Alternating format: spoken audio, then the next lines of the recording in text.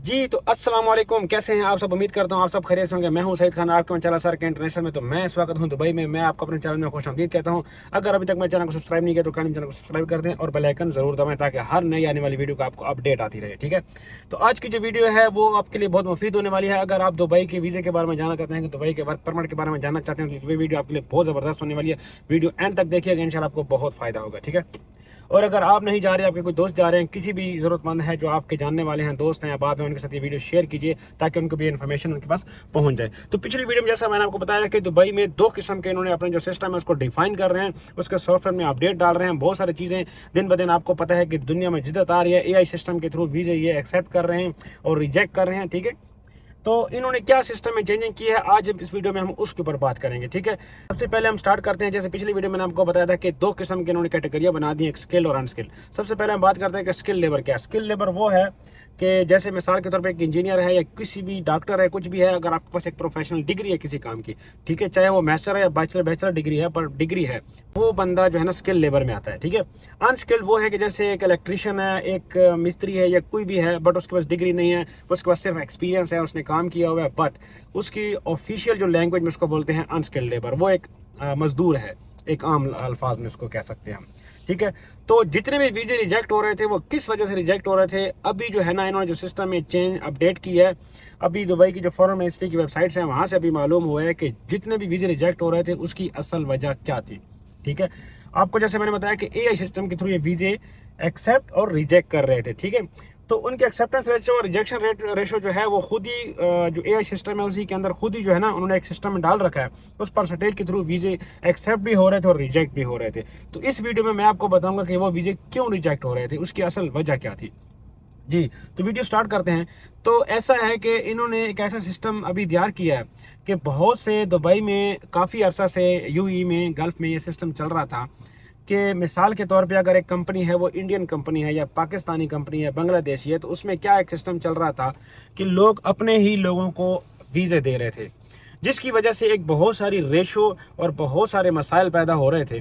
ठीक है, जैसे लेट्स सपोज कि एक मेरी कंपनी है, मैं अपने सारे पाकिस्तानी लड़कों को रख रहा हूँ, तो जो लोग इंडियन हैं या बाकी बांग्लादेशी या किसी भी नेशनैलिटी से वो ताल्लुक़ रखते हैं, तो उनको अगर हम नहीं रख रहे, उनको हम वीज़ा नहीं दे रहे, तो वो लोग बेरोज़गार हो रहे थे और एक मुनापली बन रही थी कि हर कंट्री ने अपना ही जो है ना, लोगों ने अपना ही सिस्टम बना के रखा हुआ था, जिसकी वजह से ये मसले हो रहे थे, ये मसले पैदा हो रहे थे कि एक इस तरह की मुनापली क्रिएट हो रही थी कि जो बंदे अपर लेवल पे थे वो अपने नीचे अपने ही लोगों को जो है ना जॉब्स में और हर चीज़ में फैसिलिटेट कर रहे थे, जिसकी वजह से काफ़ी सारे प्रॉब्लम्स क्रिएट हो रही थी, काफ़ी सारी कंप्लेंट आ रही थी। ठीक है, तो इस वजह से इन्होंने सिस्टम कैसा डिफाइन किया है, इन्होंने कोटा सिस्टम कर दिया है। जी हाँ, कोटा सिस्टम कर दिया है। अभी आप लाइसेंस बनाएंगे, लाइसेंस से मुराद, अगर मैं लाइसेंस का जिक्र करूँ तो गाड़ी का लाइसेंस नहीं है या किसी असले का किसी चीज़ का लाइसेंस नहीं है। यहाँ पे लाइसेंस से मुराद ये होता है कि आप कोई एक कंपनी बनाते हैं या एक कोई कारोबार शुरू करते हैं, तो उसका जो आप इजाज़तनामा कह सकते हैं आम अल्फाज में, उसको लाइसेंस बोलते हैं। ठीक है,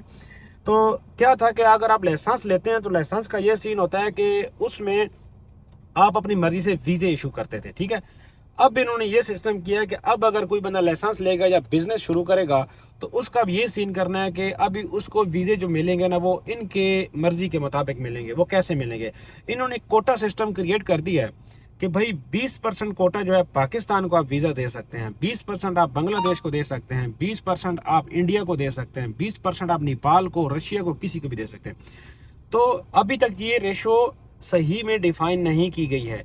ठीक है, लेकिन जितने भी PRO हैं, जितने भी लोग हैं, वो ये कह रहे हैं कि ये जो रेशो है ये 20% है, बट आई डोंट नो 20% नहीं होगी। मेरे हिसाब से ये ऐसे होगा कि जितने भी लोगों को आप वीज़ा देंगे, तो मिसाल के तौर पे अगर आपने 3 नेशनैलिटी रखी हुई है, तो आपका जो कोटा है वो 3 नेशनैलिटीज़ में डिवाइड हो जाएगा। ठीक है, तो अभी ये होगा कि जिस कंपनी में इंडियन ज़्यादा होंगे तो वो वहाँ पे अब वो पाकिस्तानी को भी रखेंगे और दूसरे लोगों को भी रखेंगे। उसका क्या फ़ायदा होगा, उसका ये फ़ायदा होगा, एक तो ये लोग चाहते हैं कि सब मिलजुल के रहें, एक सिस्टम बना रहे, सिस्टम बरकरार रहे, ताकि मिसाल के तौर पे अभी आपको मैं छोटी सी एग्जांपल देता हूँ। एक कंस्ट्रक्शन कंपनी है जो किसी लोकल बंदे की है या वट एवर, दुबई गवर्नमेंट की है, किसी की भी है। ठीक है, उसमें पाकिस्तानी था, जैसे मैं था उसमें, मैं मैनेजर था, तो मैंने अपने बंदे लगा लिए, ठीक है, अपने रेफरेंस के, अपने रिसोर्सेज के, ठीक है, तो वो लगा लिए, तो क्या था, एक मोनोपोली क्रिएट हो जाती है, ठीक है। तो उसमें जो नए बंदे आएंगे, जहरी सी बात है, अगर मैं सीनियर हूँ, मैं अगर रिटायर हूँगा, तो मेरे बाद जो सीनियर आएगा तो वो भी तो पाकिस्तानी होगा ना। तो इस तरह का एक मोनोपोली क्रिएट हो गई थी, जिसकी वजह से काम करने में काफ़ी सारी दिक्कत आ रही थी, काफ़ी सारी प्रॉब्लम्स आ रही थी। तो इन्होंने सिस्टम को चेंज किया। तो ये चेंज बहुत अच्छा है। इंशाल्लाह इसका बहुत ज़्यादा फ़ायदा होगा फ्यूचर में, और अभी भी बहुत ज़्यादा फ़ायदा होगा। ऐसे लोग जो कि बहुत पढ़े लिखे थे, बहुत अच्छे थे, बट रेफरेंस की वजह से या आपके वहाँ यानी कि उस कंट्री का ना होने की वजह से, आपकी नेशनलिटी की वजह से आपको वो जॉब नहीं मिल रही थी, तो अब वो जॉब आपको मिलेगी, ठीक है। तो अभी यानी आपके लिए मज़ीद और दरवाजे खुल जाएंगे। और इसकी जो सबसे बड़ी वजह बनी है, ये जो लोग आम यूट्यूब पे लड़के वीडियो बनाते हैं, काफ़ी सारे यूट्यूबर्स की मैंने देखे हैं, आज़ाद वीज़ा ले लें, ये कर लें, आज़ाद वीज़ा ले लें, ये कर लें, और आम लोगों ने हमारे जी हर दूसरा तीसरा बंदा, मैंने आज़ाद वीज़ा लिया, मैंने आज़ाद वीज़ा लिया हुआ। आप मेरी पिछले वीडियो में ऊपर लिंक भी दे दूँगा, आप मेरी पिछली वीडियो देखें। मैं पिछली वीडियो में मैंने आपको बारहा बताया कि भाई साहब, कोई आज़ाद वीज़ा नाम के कोई चीज़ नहीं है, कोई जो है ना ऐसा कोई परिंदा नहीं है आज़ाद वीज़ा, ठीक है। आप कोई पिंजरे में बंद नहीं है, यहाँ पे कोई आज़ाद वीज़ा, कोई ऐसा कंसेप्ट ही नहीं है दुबई में, ठीक है। फ्री लांसर वीज़ा होता है, उसकी बहुत ज़्यादा रिक्वायरमेंट होती है, उसका अलग एक लाइसेंस टाइप एक चीज़ होती है कि वो आप शो करते हैं। फ्री लांसर वीज़ा किसका होता है, जैसे मेरा यूट्यूब चैनल है, अगर ये मेरा चैनल छोटा है, मैं उसका भी इतना फाइनेंस नहीं कर सकता, ठीक है, तो मेरा चैनल जो है, मैं इसके ऊपर वीज़ा नहीं ले सकता। बट अगर मेरा चैनल मिलियंस में इसके सब्सक्राइबर हो जाते हैं और मैं दुबई में रहता हूं, तो मैं फिर फ्री लांसर वीज़ा ले सकता हूं। उसको बोलते हैं free lancer visa. Free lancer visa वो होता है जिसकी प्रॉपर कोई ऑफिस नहीं होता, प्रॉपर कोई कंपनी नहीं होती, बट उस बंदे को वेबसाइट से कहीं से ऑनलाइन अर्निंग आ रही होती है। अगर आप इंस्टाग्राम पे हैं, अगर आप टिकटॉक पे हैं, तब आपको, अगर आपके अच्छे खासे फॉलोअर्स हैं, वहाँ जाके आपको फ्री लांसर वीज़ा मिलता है, जिसको आप आज़ाद वीज़ा दूसरे लफ्ज़ों में बोल सकते हैं। बट वो आज़ाद होता नहीं है, बट आप उसको फिर भी चलो बोल सकते हैं, क्योंकि उसके ऊपर भी काफ़ी सारी कंडीशंस लागू होती हैं। ऐसा नहीं है कि आपने वो फ्री लांसर वीज़ा ले लिया और आप कुछ भी कर सकते हैं। उस काम के अलावा आप कोई भी काम करेंगे तो आपको लाइसेंस लेना पड़ेगा, यहाँ पे कंपनी खुलवानी पड़ेगी, ठीक है।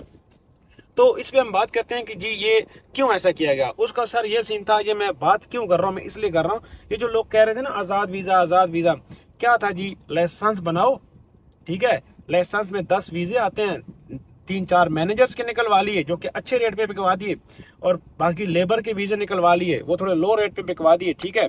वहाँ से पैसा कमाया, कंपनी बंद की, नया लाइसेंस बनाया, फिर वीज़े बेचे। ये जी एक कारोबार चल पड़ा था। और वीज़े किन लोगों को बेचते थे, अब हमसे कोई इंडियन तो वीज़ा लेगा नहीं, डेफिनेटली जो हमारा रेफरेंस का बंदा होगा पाकिस्तान से ही आएगा ना। कोई एजेंट अगर मेरा वाकफ होगा, कोई बंदा वाकफ होगा, तो पाकिस्तान से आएगा। तो ये जो आज़ाद वीज़े बिक रहे थे ना, ये अब मैंने आपको पिछली वीडियो में बताया था कि ये जो है ना, इस चीज़ को अभी सही कर रहे हैं, और ये बहुत अच्छा कर रहे हैं। इंशाल्लाह ये सही हो जाए तो बहुत अच्छा है, क्योंकि लोग यहाँ वीज़ा लेके आ जाते हैं, काम यहाँ होता नहीं है, फिर काफ़ी सारी प्रॉब्लम्स होती हैं, फिर कहते हैं जी हम दुबई चले गए, हम वहाँ रहे, काम नहीं मिला। भाई साहब, जब आप किसी ऐसा वैसा वीज़ा लेके जाओगे, उसके ऊपर काम करोगे। और हाँ, एक और मज़े की बात, बहुत से लोगों को नहीं पता, अगर आप एक कंपनी का वीज़ा है आपके पास, मिसाल के तौर पे मेरे पास अब एक कंपनी का वीज़ा है और मैं कहीं और काम कर रहा हूँ, अगर मैं पकड़ा जाता हूँ, ठीक है, यहाँ पे टीमें होती हैं जो इस चीज़ को वॉच कर रही होती हैं। अगर मैं पकड़ा जाता हूँ, जिस कंपनी में मैं काम कर रहा हूँ 50,000 दिरहम उसको फ़ाइन होगा, और जिस कंपनी का मेरा वीज़ा है 50,000 दिरहम उसको, यानी 1,00,000 दिरहम का टोटल फ़ाइन हो जाएगा, ठीक है। ये लोग, हमारे आम लोग इस चीज़ को नहीं जानते। तो ऐसा नहीं होता भाई, कोई भी आज़ाद वीज़ा नहीं होता। तो इन लोगों की वजह से देखें ये प्रॉब्लम्स क्रिएट हो रही हैं, ठीक है, जो आज़ाद वीज़े और इस तरह के वीज़े बना बना के बेच रहे थे, तो इस वजह से ये सब प्रॉब्लम्स हो रही थी। अभी इससे मजीद और प्रॉब्लम्स क्रिएट होनी थी, इस वजह से शायद इन्होंने इस चीज़ को कंट्रोल करने के लिए ये किया है, बहुत अच्छा सिस्टम ये किया है। तो इंशाल्लाह इससे आपको बहुत ज़्यादा फ़ायदा होगा।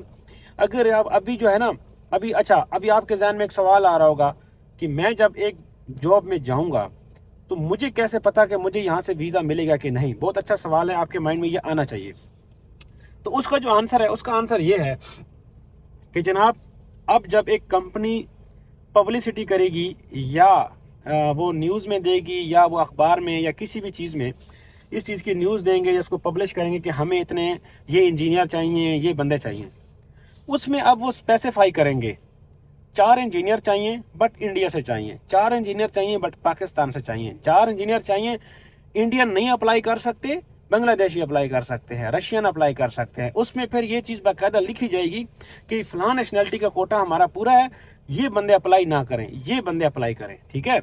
तो ये फ़ायदा होगा। दूसरा, PRO, पब्लिक रिलेशन ऑफिसर, ठीक है। पीआरओ वो होता है, हर कंपनी का एक पीआरओ होता है, ठीक है। पीआरओ का क्या मकसद होता है, उसका मतलब ये होता है कि वो कंपनी का और गवर्नमेंट का वो जो आपस में जो भी डॉक्यूमेंटेशन होती है, जो भी उनके लीगल प्रॉब्लम्स होती हैं, जो भी लीगल उनका काम होता है, वो सब वो पीआरओ देखता है, ठीक है।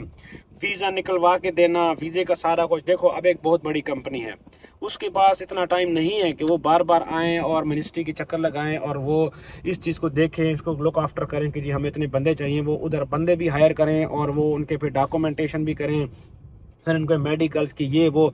तो एक प्रोफेशनल बंदा होता है बाकायदा जो ये काम करता है, ठीक है। उनके बाकायदा ऑफिस होते हैं, वो आपको ये फैसिलिटी प्रोवाइड करते हैं, उसके बदले में थोड़ी सी कंपनी से चार्जेस लेते हैं, ठीक है।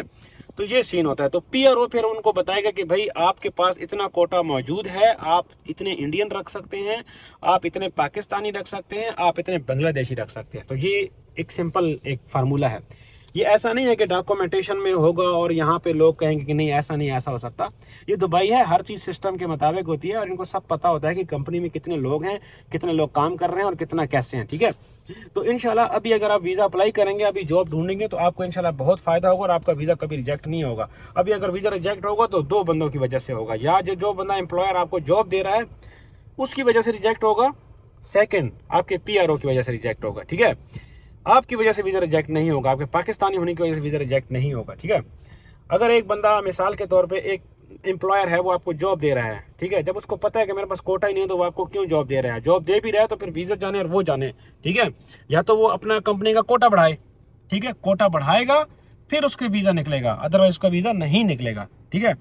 इसी तरह पीआरओ है, उसको पता है कि भाई जिस कंपनी को मैं डील कर रहा हूँ इस कंपनी का कोटा पूरा है पाकिस्तानी का, और मैं फिर इनका पाकिस्तानी वीज़ा अप्लाई करने लगा हूँ, तो वो कैसे आएगा। तो ये इन दो बंदों की गलती की वजह से। एक बेचारा जो बाहर से आता है, जॉब ढूंढता है, जॉब करेगा, उसको क्या पता यार, उसको बेचारे को क्या पता कि कोटा क्या है और क्या नहीं है। हो सकता है आप दुबई में पहली बार आ रहे हो, तो ऐसा अभी सीन जो है ना, ऐसा नहीं है। और जो लोग पहले काम कर रहे हैं, ठीक है, अभी आपके जहन में ये भी सवाल आएगा कि जो लोग पहले काम कर रहे हैं भाई, अगर वो अपना वीज़ा रिन्यू करेंगे तो कहीं ऐसा तो नहीं कि उनके ऊपर कोटा अप्लाई होगा, ऐसा नहीं है। जो लोग पहले काम कर रहे हैं वो उसी तरह करते रहेंगे, वो सिस्टम चलता रहेगा, बट ऑनवर्ड अब से जो पॉलिसी होगी, जो लोग होंगे उनके ऊपर वो नई वाली लागू होगी, जो लॉ है वो लागू होगा। जो पिछले बंदे होंगे उनको ये फायर नहीं करेंगे, क्योंकि कोरोना के बाद काफ़ी सारे दुबई में मसाइल आ गए थे। दुबई में क्या यार, पूरी दुनिया में मसाइल आ गए थे। पाकिस्तान में देख लो कितने मसाइल ख़राब हो गए थे, ठीक है। यूरोप में, अमेरिका में, कनाडा में, पता नहीं कहाँ कहाँ ये मसाइल आ गए। क्योंकि देखो आप 2 साल आप पहिया जाम रहा, कोई काम नहीं चलता रहा, तो उसमें काफ़ी सारे लोग बेरोजगार हो गए, काफ़ी सारे प्रॉब्लम्स क्रिएट हो गए थे। इसी वजह से ये लोग अब नहीं चाहते कि यार किसी भी बेचारे की जॉब चली जाए, ठीक है। अनसर्टेनिटी ये लोग नहीं चाहते, ठीक है। इसलिए ये सिस्टम को मज़ीद अपग्रेड करते जा रहे हैं, सिस्टम को मज़ीद अच्छा, बेहतर से बेहतर बनाते जा रहे हैं, सिस्टम में जिद्दत लाते आ रहे हैं, और ये बहुत अच्छी बात है। ठीक करता हूँ, मैंने भरपूर कोशिश की है आसान से आसान अल्फाज में आपको समझाने की। इंशाल्लाह आप मेरी बात को अच्छे तरीके से समझ पा रहे होंगे। अगर आप मेरी बात को नहीं समझ पाए तो कोई बात नहीं, कोई मसला नहीं है। मेरा इंस्टाग्राम है SK ट्रैवलिंग के नाम से, वहाँ पे आप मुझे फॉलो करें, ठीक है। और वहाँ पे मुझे आप मैसेज कर सकते हैं, ठीक है, या इस वीडियो पे आप कमेंट डाउन कर सकते हैं, मैं कमेंट पढ़ता हूँ, ठीक है। आपके मैं हर कमेंट का इंशाल्लाह जवाब दूंगा। उसके बाद अगर आपको फिर भी समझ नहीं आ रही, इंस्टाग्राम में मुझे मैसेज करें तो कोई मसला नहीं है, हम आपके हर भरपूर रहनुमाई करेंगे, ठीक है। मैं अपनी पूरी कोशिश करूँगा कि किसी भी भाई का वक्त बर्बाद ना हो, ठीक है। और जो लोगों ने वीज़े लिए हुए हैं, विजिट वीज़े, और वो पाकिस्तान से आना चाहते हैं, तो भाई आ जाओ। मैं आपको ये नहीं कहूँगा कि ना हो, उस वक्त सिचुएशन और थी, अब सिचुएशन और है। और हाँ, मज़ीद दूसरी बात ये कि जब आप यहाँ आओगे तो 2 मंथ्स का वीज़ा लेके आओगे। डेफिनेटली लोग 2 मंथ्स का ही लेके आते हैं मैक्सिमम, और लेना भी 2 मंथ्स का आके आना चाहिए। अपने साथ पैसे लाइए, 2 मंथ्स का वीज़ा लाइए, और यहाँ पे देखिए जितना ये एक तो सीज़न है, ठीक है, ये सीज़न था। अभी ये जो सर्दियाँ होती हैं इनमें बाहर से लोग, यहाँ पे यूरोप से, इधर से लोग घूमने आते हैं। अभी भी सीज़न चल रहा है, ठीक है, इसलिए हर चीज़ महंगी है, रहशें महंगी है, खाना पीना महंगा है, हर चीज़ महंगी है, गाड़ी किराया सारा कुछ महंगा है, ठीक है। तो अभी जब लोग यहाँ से थोड़े कम हो जाएंगे, सिस्टम पे थोड़ा लोग कह रहे होंगे यार कितने लोग आते हैं कि इनका सिस्टम इतना हैवी हो जाता है। यहाँ पे एक मंथ में मिलियंस में लोग आते हैं दुबई में, ठीक है, मिलियंस में लोग आते हैं, मिलियंस में लोग जाते हैं। ये सारा सिस्टम दुबई में ऐसा चलता रहता है। तो इनका जो इस टाइम है टूरिज्म के ऊपर बहुत ज़्यादा जो है ना, इनकी जो मुकम्मल जो पकड़ है, या मुकम्मल इनके जो सिस्टम है, वो टूरिज्म को लेके बहुत ज़्यादा सीरियस हैं ये लोग, ठीक है। तो इसीलिए इनका सिस्टम थोड़ा बिजी भी है, इस वजह से भी थोड़े प्रॉब्लम्स हो रही हैं, ठीक है, आप खुद समझ सकते हैं। तो इंशाल्लाह जब आप आएंगे और आप 2 महीने में अल्लाह करे आपको कोई अच्छी जॉब मिल जाए तो 2 महीने तक सिस्टम में थोड़ी बेहतरी भी आ जाएगी, इनका सिस्टम भी सही हो जाएगा। और 2 महीने के अंदर अंदर ये थोड़ा सा जैसी गर्मी वाली साइड पे हम जाते जाएंगे, आगे ईद भी आ रही है, तो इंशाल्लाह अल्लाह करेगा सिस्टम में मज़ीद बेहतरी आ जाएगी। हो सकता है आपके वीज़े आना भी इंशाल्लाह स्टार्ट हो जाएंगे। बट वो लोग जिन्होंने वीज़े कराए हुए हैं, वीज़े फिर उसको ख़राब ना करें। आप नहीं आएंगे तो आपका वीज़ा ख़राब हो जाएगा, ठीक है, वो एक्सपायर हो जाएगा। तो जिन लोगों ने वीज़े कराए हुए हैं, जिन लोगों ने नहीं कराए हुए तो चलो उसको वीज़ा ना ही ले तो बेहतर है। अभी ईद आ रही है, ईद के बाद फिर एक ही शॉट में आए, ठीक है, गर्मियों में आए और यहाँ आके अपना वीज़ा अपनी जॉब ढूंढें, ठीक है। अगर आपको आज की वीडियो मुफीद लगी और अच्छी लगी है तो वीडियो को लाइक और मेरे चैनल को सब्सक्राइब कर दें और वीडियो को लाजमी अपने फ्रेंड्स फैमिली के साथ शेयर करें ताकि ज़्यादा ज़्यादा लोगों के पास बात पहुँचे और ज़्यादा ज़्यादा लोगों को इस चीज़ की मालूमात पहुँचे। तो मिलते हैं फिर किसी और नई जगह में नई वीडियो के साथ, ठीक है। तो टिल देन अपना ख्याल रखिए, कीप वाचिंग माय वीडियोस, ठीक है। मेरा दूसरा ट्रैवलिंग चैनल है, अगर आप ट्रैवलिंग का शौक रखते हैं तो मैंने अल्हम्दुलिल्लाह 10 कंट्रीज़ का ट्रैवल किया है। मैं अपना ट्रैवलिंग एक्सपीरियंस वहाँ पे शेयर करता हूँ और मैंने लिफ्ट लेके 10 कंट्री घूमे हैं कम से कम खर्चे पे।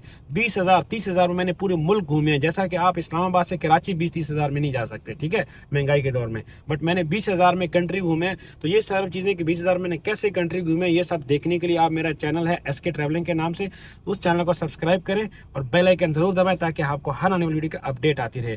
Thank you very much. अल्लाह हाफिज़।